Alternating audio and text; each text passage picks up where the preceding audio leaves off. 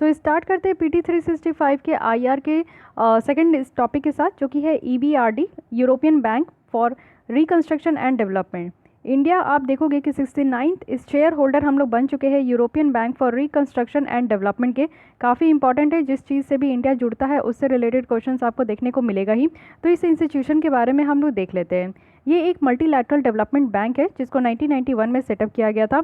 जब Berlin wall की fall हुई थी तो यहाँ पे इसकी जब पतन हुई थी तो उसी के बाद इस तरीके का मल्टीलैटरल डेवलपमेंट बैंक आपका निकल कर आया था।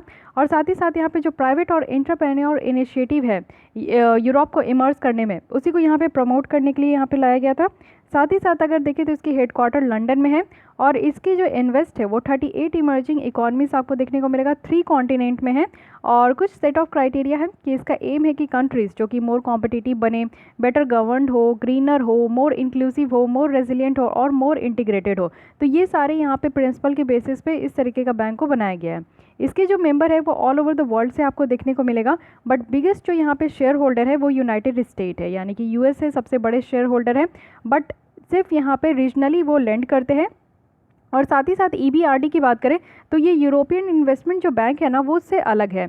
यूरोपियन इन्वेस्टमेंट बैंक जिसको यहाँ पे ओन किया गया है यूरोपियन यूनियन मेंबर स्टेट के द्वारा, और इसको सपोर्ट भी किया जाता है, यानी कि यूरोपियन यूनियन की जो भी पॉलिसी है उसको डेवलप करने के लिए यूरोपियन इन्वेस्टमेंट बैंक जो है सपोर्ट भी करते हैं। EBRD के बारे में बात करें तो ये यूनिक है। अगर डेवलपमेंट बैंक के में अगर आप लोग जितना भी देखोगे तो EBRD काफ़ी यूनिक है। ये कोल पावर प्लांट को फाइनेंस नहीं करते क्योंकि इन्वायरमेंटल इम्पैक्ट बहुत ज़्यादा होता है। कोयले के इस्तेमाल से हमारे इन्वायरमेंट में बहुत बैड इम्पैक्ट होता है, तो उसी को देखते हुए जो है यहाँ पे EBRD के द्वारा इस तरीके का जो है कोल पावर प्लांट को कभी भी फाइनेंस नहीं किया जाता है। साथ ही साथ आप देखोगे इंडिया के द्वारा जो यहाँ पे शेयर होल्डिंग लिया गया है EBRD में, बट ये एक रेसिपिएंट नहीं है, यानी कि सिर्फ शेयर होल्डिंग ही खरीदा गया। ऐसा नहीं है कि EBRD हमारे किसी भी प्रोजेक्ट के लिए वो फाइनेंस करेंगे, तो ये चीज़ ध्यान में रखिएगा। जो मेंबरशिप है इसमें क्या है कि इंडियन कंपनीज़ को ये अलाउ किया गया है कि वो यहाँ पे जॉइंट इन्वेस्टमेंट कर सकते हैं रीजन में जिसमें कि EBRD ऑपरेट करते हैं, तो ये भी बात है। एलिजिबल फॉर अगर EBRD के फंडिंग के लिए अगर एलिजिबल देखें तो एक प्रोजेक्ट को क्या क्या किस किस क्राइटेरिया से जाना चाहता है, तो इस प्रोजेक्ट को जो है ना EBRD कंट्री ऑफ ऑपरेशन में लोकेट होना चाहिए, ना कि इंडिया में होना चाहिए। जैसे कि अगर आप लोग चाहते हो कि EBRD जो है अगर वो कोई भी प्रोजेक्ट को फाइनेंस करे तो उसके पहले वो जो प्रोजेक्ट है ना वो आपका यूरोपियन कंट्रीज़ में ही होना चाहिए, या फिर EBRD के ही आपको रीजन में देखने को मिलेगा, वहीं पे अगर ऑपरेट हो रहा है तो ही ये फाइनेंस करेंगे। तो इंडिया में अगर ऑपरेट होगा तो ये फाइनेंस नहीं करेंगे। साथ ही साथ एक स्ट्रॉन्ग कमर्शियल प्रोस्पेक्ट होना चाहिए कि उस प्रोजेक्ट के पीछे। साथ ही साथ इक्विटी कंट्रीब्यूशन होना चाहिए इन कैश और इन काइंड, जो कि आपका प्रोजेक्ट स्पॉन्सर से हो, बेनिफिट हो लोकल इकॉनमी को और प्राइवेट सेक्टर को डेवलप करने में हेल्प करे, साथ ही बैंकिंग और इन्वायरमेंटल स्टैंडर्ड जो है उसको भी सेटिस्फाई करे। तो ये सारे पॉइंट्स है, अगर ये सारे पॉइंट्स जो है अगर कोई भी प्रोजेक्ट उसको सेटिस्फाई करेंगे क्राइटेरिया को, तो उस प्रोजेक्ट को यहाँ पे एलिजिबल किया जाएगा EBRD फंडिंग के लिए। ओके, तो ये ध्यान में रखना है आप लोग को। आइए एक और टॉपिक देख लेते हैं जो कि है सार्क डेवलपमेंट फंड। इसके बारे में भी डिटेल देख लेते हैं। ये है सार्क डेवलपमेंट फंड पार्टनरशिप। ये कॉन्क्लेव हुआ है अभी 2018 में न्यू दिल्ली में। तो SDF के बारे में देख लेते हैं। बेसिकली इस तरीके के फंड से क्वेश्चंस जरूर निकल कर आते हैं, हर एक साल आप लोग को देखने को मिलेगा, तो इसलिए इसमें आप लोग को फोकस करना चाहिए। इसको जो इस्टेब्लिश किया गया था ये सारे 8 सार्क मेंबर नेशंस के द्वारा किया गया था, क्योंकि सार्क डेवलपमेंट फंड है तो इसलिए आप लोग समझ सकते हो कि सार्क कंट्री के द्वारा ही यहाँ पे बनाया गया है। सार्क में कौन कौन मेंबर है ये भी देखते हैं। तो यहाँ पे देख लीजिए, आपकी कन्फ्यूज़न दूर हो जाएगी। सार्क है ये south Asian association for regional cooperation, इसकी फुल फॉर्म है। इसमें जो नेबरिंग कंट्री आप देखोगे अफगानिस्तान, बांग्लादेश, भूटान, इंडिया, नेपाल, मालदीव्स, पाकिस्तान और श्रीलंका है। टोटल 8 नेशन है। इंडिया में देख लीजिए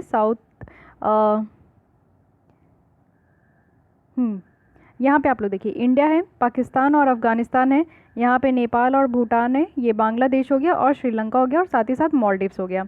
अगर सार्क की बात करें तो यहाँ पे हेडक्वार्टर कहाँ है, तो काठमांडू में, तो ये भी देखिएगा। एसोसिएशन जो फाउंडेड किया गया था वो आपका ढाका में हुआ था, तो ये भी ध्यान रखिएगा। साथ ही देख लीजिए कि वर्ल्ड की पॉपुलेशन कितना है, तो ये टोटल कंट्रीज़ मिला के 21% जो है वर्ल्ड का पॉपुलेशन है, 3% वर्ल्ड एरिया है और 3.8% ग्लोबल इकॉनमी है, तो इतना भी ध्यान रखिएगा, काफ़ी इंपॉर्टेंट है। तो आइए बैक टू द आर्टिकल चलते हैं। तो ये देख लीजिए इसकी सेक्रेटेरिएट कहाँ है, तो सेक्रेटेरिएट आप देखोगे कि ये इसका थिम्बू में है जो कि कैपिटल ऑफ भूटान है। साथ ही इसको जो इस्टेब्लिश किया गया था सारे 8 नेशन कंट्रीज़ के द्वारा किया गया था। और ये 16 सार्क समिट जो है वो थिम्बू में आपको देखने को मिलेगा, तब हुआ था, तब जाकर जो है सार्क डेवलपमेंट फंड बना था, यानी कि 2010 में बना था और 16 सार्क सबमिट हुई थी। एक एक पॉइंट को आपको ध्यान रखना है क्योंकि क्वेश्चन इसी सारे चीज़ों से बनता है, ठीक है। ये आपका एक फिनेंशियल मैकेनिज्म है, जो अम्ब्रेला फिनेंशियल मैकेनिज्म है सारे सार्क डेवलपमेंट प्रोजेक्ट और प्रोग्राम का, उसी के तहत इसको क्रिएट किया गया था। इसकी फंड प्रोजेक्ट अगर हम लोग देखें तो साउथ एशिया रीजन में है और 3 विंडो है, एक तो सोशल विंडो, दूसरा इकोनॉमिक विंडो और तीसरा यहाँ पे इंफ्रास्ट्रक्चर विंडो। तो इस 3 विंडो के तहत जो है यहाँ पे प्रोजेक्ट को फंड किया जाता है। अगर यहाँ पे आपका फ़ंड की बात करें तो इसमें टोटल कॉर्पस अभी $1.5 बिलियन तक है और टोटल कैपेसिटी बेस अगर आज के डेट में आप देखोगे तो $497 मिलियन है। तो इतना आप लोग को याद रखना है, यानी कि एक एक पॉइंट आप लोग को जितने भी टॉपिक्स है उसके बारे में ध्यान रखना है। तो आज इतने ही रखते हैं, नेक्स्ट मिलते हैं हम लोग एशिया यूरोप मीटिंग के साथ, कुछ और टॉपिक भी देख लेंगे। सो आज के लिए इतना ही, थैंक यू।